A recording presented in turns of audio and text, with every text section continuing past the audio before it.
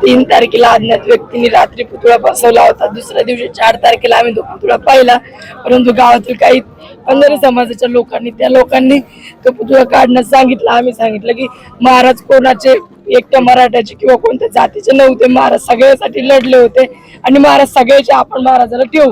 त्यांनी काय सांगितलं की आम्ही तुम्हाला कोपऱ्यात जागा देऊ।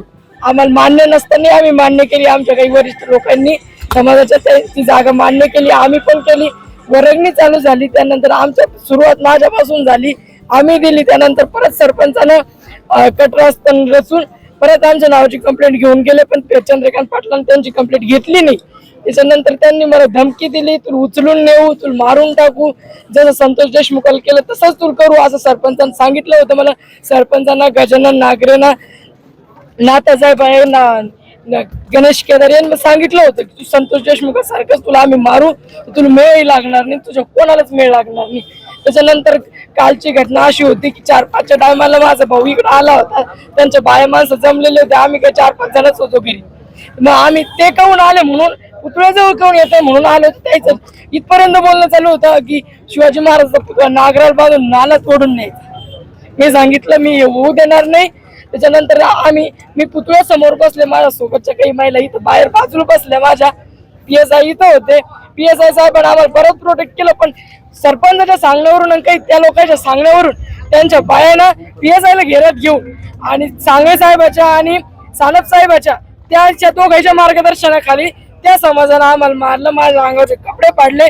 मी त्याला पोलीसवाल्याला आणि हॉस्पिटलमध्ये डॉक्टरला दाखवलेलं आहे, मग किती इंजुरी झालेली आहे, माझ्या शरीरावर किती नख मारलेले आहेत, त्यांनी लाथा मारल्या मला, त्यांनी बऱ्याच काही गोष्टी केल्या माझ्यासोबत। व्हिडिओ तर तुम्हाला सगळ्यापर्यंत त्या पोहोचलेले आहे। माझी फक्त एवढीच मागणी की 2 पोलीसवाले सस्पेंड व्हा, त्यामध्ये ठाणेदाराचा काही रूल नाही। एक सानप आणि एक सांगळे पोलीसवाले दोन्ही सस्पेंड व्हा, आणि हे जेवढे मी नावं देईन, रात्री नावं कमी घेतले होते मॅडम म्हणे नंतर घेऊ असं मला त्यांनी सांगितलं होतं। मला परत स्टेटमेंट द्यायचंय, त्यांनी माझं स्टेटमेंट त्या घेणार आहेत, आणि मी जेवढे मला घेरून होते आणि माझ्या बहिणीलाही मारलेले आमचे सगळे प्रूफ आहे, आमच्याकडे टोटल व्हिडिओ आहे। त्या असं नाही की माझ्यावरच त्यांनी हात घातला, माझ्या बहिणीच्याही केस धरून मारलेलं आहे त्या पोराने, आणि मला तर असं मारलेलं आहे तुम्ही फक्त माझा जीव वाचला। जर कधी सानप साहेब माझा मोठा भाऊ लुटत नव्हता तर राजू सोडले नावाचा पोरगा माझ्या डोक्यात दगड पण घालत होता, त्याने दगड उचलला होता, तसं पाहतच माझ्या भावाने तो ढकलला म्हणून मी वाचले नाही। जसे आपले संतोष भाऊ गेले तशीच आज मी गेले असते, आज तुमच्या समोर नसते। तर माझी सर्व प्रशासनाला, सगळ्यात तुम्ही पत्रकार लोक सगळ्यात जास्त व्हायरल करा, त्याला पकडा आणि ते सजा द्या।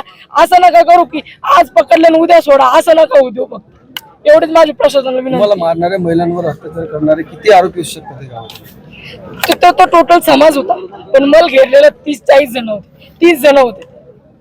त्या 30 जणांनी लाता मारल्या, मला पाय धरून असं फरकाडलेलं त्याने पूर्ण, माझा उजव्या पायाला घासलेलं आहे। म्हणजे ते जसं पिक्चरचे सगळे पिलेले होते, सरपंचाने 3 बॉक्स दारू आणून पाजलेली होती त्याला। त्या पिक्चरचा सीन होतो की नाही, हिरोईनला मदत घेऊन मारते, त्या पूर्ण नियोजित होतं, ते फक्त आम्हाला माहिती नव्हतं। आमचे लेकरं पण इथं होतं। 2 घंटे माझी मुलगी म्हणून माझी भाषी गायब केली होती, 2 घंटे, 1.5 वर्षाची मुलगी, एवढंही ध्यानात नाही आलं। रोज आम्ही गावात राहतो की मी पोरगी 4 वर्षाची, 2 घंटे पोरगी भेटत नाही। जेव्हा DSP साहेब येतात तेव्हा त्या कोपऱ्याला पोरगी सापडती। आम्ही सगळेही आम्ही PSI साहेब सांगतो की आमची पोरगी नाही, तरी PSI साहेब त्याला विचारते पोरगी कुठे, त्याच्यानंतर पोरगी आम्हाला सापडते तिथं, म्हणजे ती आम्ही तर नाही नेली, आम्ही तर इथंच होतो।